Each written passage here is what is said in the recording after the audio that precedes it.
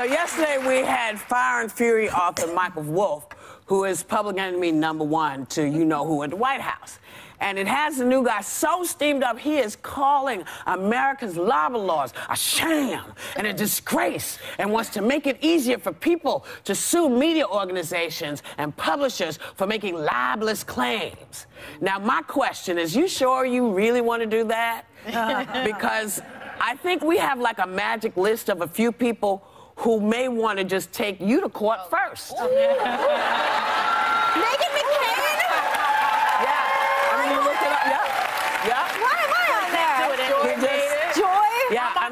you're on the list. Things that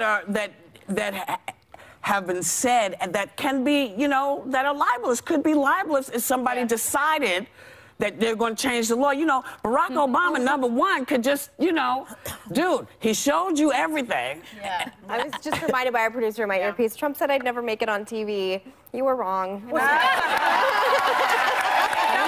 for a while. He tweeted it when I was at Fox, because I was very hard on him. There's a difference between, slander and libel, because mostly because he doesn't slander read. is spoken. He doesn't read or written. write. It's mostly slander. He says. But according to his criteria for doing this, he would be the first person on the people would be lining up to take you to court. What you left off the list, the entire country of Mexico, for example. What about that? Well, we thought sue him for defamation on that one. We figured because we didn't put the media organization. There's a lot of folks that could step up, but we just wanted to give you food for thought. So why does he go out there and say these things? Why? And it's not true. I mean, he has no chance of changing the defamation laws in the country. I mean, they run state to state, and there's no federal defamation laws. So it's really shocking to me. But what I did find out is he has filed over 4,000 lawsuits in 30 years, and he has never once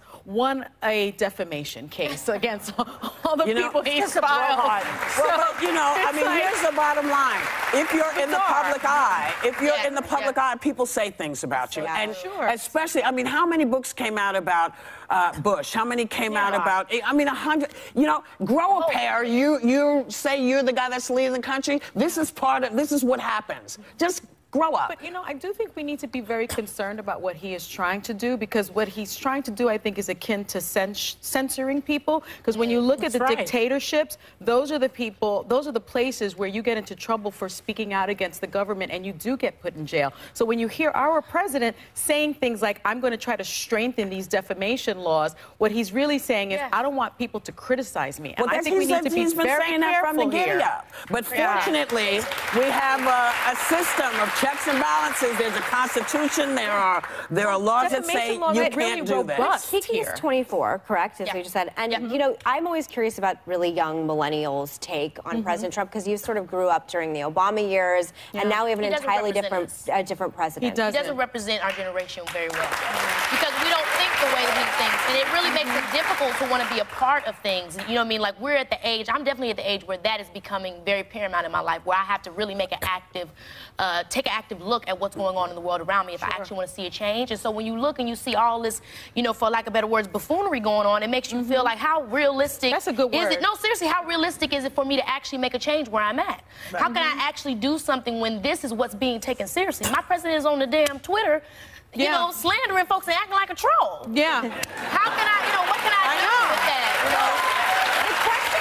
For you, honestly, is where we get our news and how we consume our news has completely changed. And we had Michael Wolff on yesterday, obviously, and there are a lot of things that we pointed out that are inaccurate or being debunked by the people he claims to quote. Yes. So the question I have for you is, what media outlets do you trust? Yeah, I don't know if I trust that many. You know what I mean? I think that's kind of the thing with social media, having playing a big part in that, is that one thing you think is real and the next minute is completely fake. And I think that we are in a place now where we really just say, this is what I choose to decide to believe. Yeah. And I think that actually is a good thing. It really does make people start thinking more independently and stop just going to the... I don't agree with that.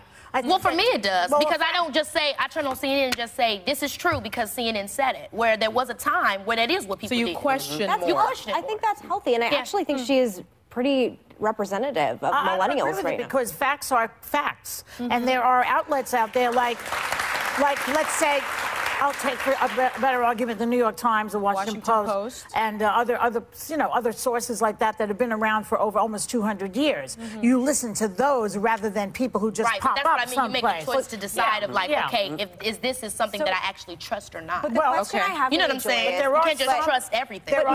Most liberals trust the New York Times. Maggie Haberman, who's one of the main journalists of the New York Times, came out very harshly against Michael Wolff in that book yesterday. What exactly did one she of the take points that I came out, David Brooks did. Maggie Haberman, I am not a liberal. I don't love the New York Times. She is a amazing journalist. But what She's an about incredible the book journalist. did she take issue with? Yeah. I can't triple quote her. She said it on television. But I'm just saying, you're having journalists within organizations question things as well. Okay. But you expect that. You expect that. Listen, you can question and say, hey, some of this I don't think is accurate. But you take what is accurate and you weigh it. And you go, this is way too much stuff that is accurate for you to be doing this. This is ridiculous. So the book rings true because we've seen him on television with our own eyes. But I think what's interesting is if you have, Kiki is saying that, like, I don't really trust anyone, which I think is indicative of a lot of young. I'm an old millennial. I'm 33, and I grew up during a time when, there was a lot more trust and faith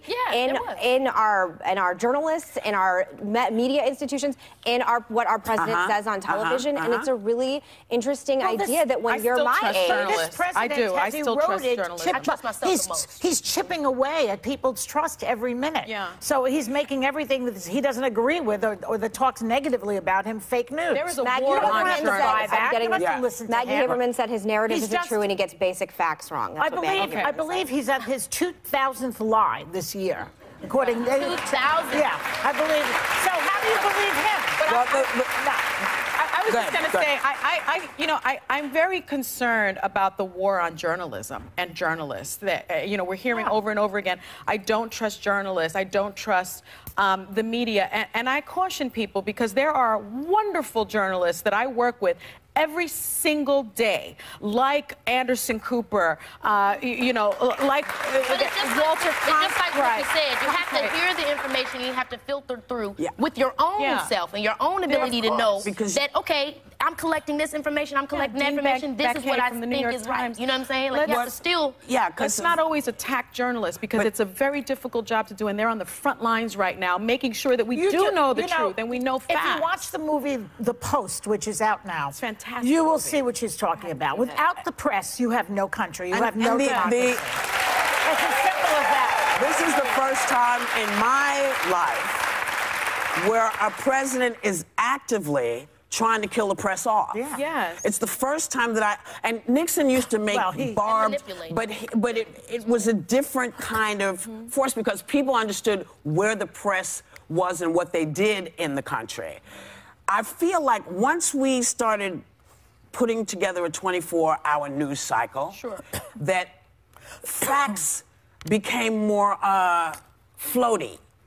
Because at 6 o'clock, this was the fact, but the person is not watching the same newscast at 6 o'clock that they watched at 3. So things are shifting and moving, and then we have a guy who says, it's all a lie. He doesn't say, listen, I've put a lot of this BS myself out there. Right. Because I've said some stuff that, just isn't correct. And we've showed it on the show where he said, dude, you did say this. And he's consistent in saying, no, this never happened. So we are now kind of like this, and I think even no matter who you read, you have to check more than one source because it's too hard. It's too bloody hard, no matter who you're watching.